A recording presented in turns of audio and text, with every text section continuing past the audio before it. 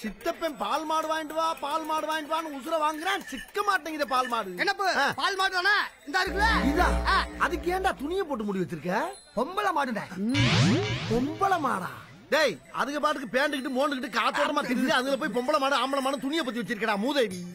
நீ பேசுற பார்த்தா இது பசுமாடு மாதிரி தெரியல எனக்கு. உண்மையை தானே சொல்றேன். காலையில 40 லிட்டர், சாயந்தரம் 40 லிட்டர், மத்தியானம் 1:30 மணிக்கு இலவசமா 20 லிட்டர், ஆக மொத்தம் 100 லிட்டர் கறக்கு.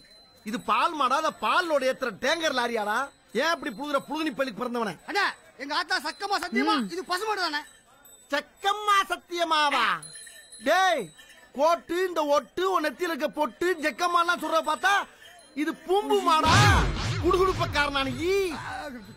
அண்ணா மாட்டுக்கு பேர் கூட செண்பகம்னு வச்சிருக்கேன். செண்பகம் சொன்னா மட்டும் நம்பி வாங்கிட்டு பிறகு நானே கொங்கா போலாம் பார்த்து இப்படி தாண்டா வாங்குவேன் நானு. அடப்பாவி